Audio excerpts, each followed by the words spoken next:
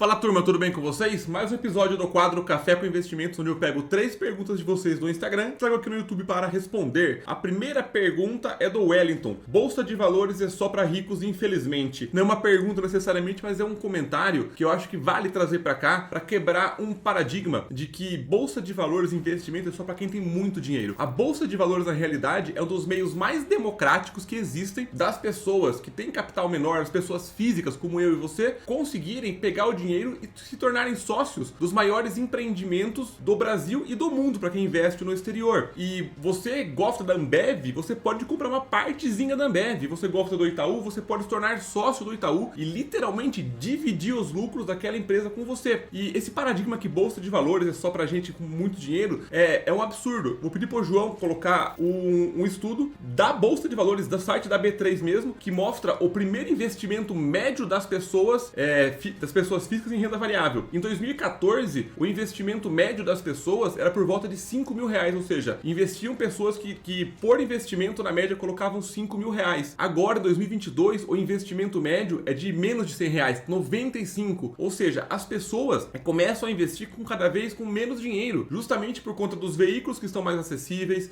O valor nominal para começar a investir é incrivelmente baixo. E um outro estudo que eu vou deixar aqui também, que mostra que em 2022, em junho, 61% das pessoas que entraram na bolsa começaram investindo até 200 reais. Ou seja, o valor não é uma barreira. A maior barreira que você tem tá aqui, ó. Você achar que não vale a pena só porque são 50, 100, 200 reais. E eu concordo que com 50 reais por mês, dificilmente você vai enriquecer. Porém, se você não começar com 50, como é que você vai chegar no 200, no 500, no 1000, no 2000, no 3000? Cuidado com esse viés. Bolsa de valores é uma das coisas mais democráticas e inclusivas que existem, porque qualquer pessoa, com praticamente qualquer valor, pode se tornar sócio de qualquer empresa. Legal? Então vamos para a segunda pergunta da Carol, que também é Carol com K. O que você acha de uma carteira só de ações? Essa é uma pergunta bem interessante, porque quando a gente quer começar a investir, o primeiro paradigma que a gente tem que pensar é o seguinte: por que eu estou investindo? Uma das metas da pessoa é ter o maior patrimônio possível, no menor tempo possível, com o risco que eu aceito correr. E historicamente, uma carteira de ações, se a gente pensar em 10, 20, 30 anos, ela tem um risco muito baixo, quase nulo, de você perder dinheiro fazendo bons aportes e aportes constantes. E as ações,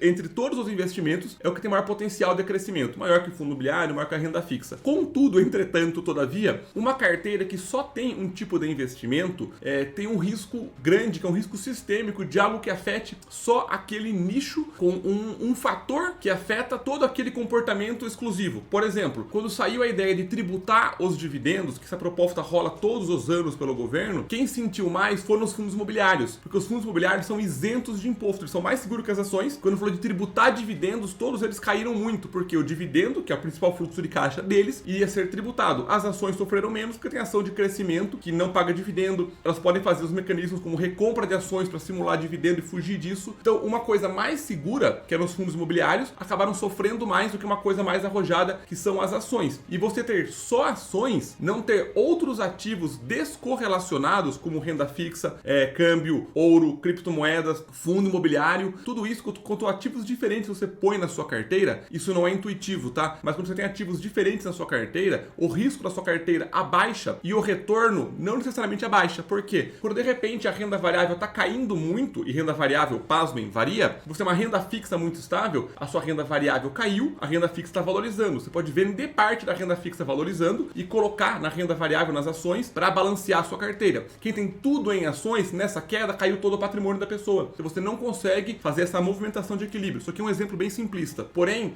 eu não acho errado ter uma carteira só de ações, tem que ser o seu nicho de competência. A minha carteira, ela é uma carteira com ações, fundo imobiliário e ativos no exterior, que são os ETFs, REITs e as stocks. Então, essa minha carteira, eu não tenho essa carteira para ter o maior rendimento possível. Aí que tá sacada, eu não quero ganhar mais que todo mundo. Eu quero ganhar consistentemente com um risco controlado. Então, eu não acho errado, porém, cogite colocar outros tipos de ativos na sua carteira. Isso vai te ajudar bastante, legal? E agora, a terceira e última pergunta, que tem a ver com a segunda, é da Luísa. Matheus, como que você distribui a sua carteira? A minha carteira hoje, Luísa, ela é 30% do meu capital no exterior e 70% dele no Brasil. Desse 70% dele no Brasil, hoje, atualmente, eu divido 1/3 em ações, 1/3 em fundo de tijolo e 1/3 em fundo de papel. Nem sempre foi assim. Eu já tive uma carteira quase integralmente voltada para ações, mas conforme meu patrimônio foi subindo, a minha vida foi mudando, migrando para para um outro lado, eu fui tirando os ativos mais arrojados e colocando em ativos um pouco mais defensivos. E eu nunca quase vendi ações, foi só com o meu aporte, com o meu dinheiro e com os dividendos que eu fui fazendo esta mobilização. Então a minha carteira hoje é 30% exterior e os 70% dividido em 3 blocos: fundo imobiliário de tijolo, fundo de papel e ações. Se a pessoa está começando agora, quer investir por um prazo de 40 anos, tem um capital um pouco menor, ela pode concentrar em ativos mais arrojados, mesmo porque historicamente o seu primeiro aporte é o primeiro dinheiro que você investe, é o que mais vai rentabilizar para você. Isso não é uma recomendação de investimento, você tem que entender isso, tem que analisar o seu perfil, o seu momento de vida. Uma analogia que eu acho muito legal é: pense na sua carteira hoje com a carteira que você gostaria de ter daqui a 40, 50 anos. Se você começar já com o tiro certo, não há nenhum problema em você já ter uma renda fixa hoje, já ter uma renda variável, um percentual um pouco menor, porque quando o patrimônio sobe, é mais complexo você ficar mobilizando em cima disso. Mas o jeito que eu faço, que é um jeito um pouquinho mais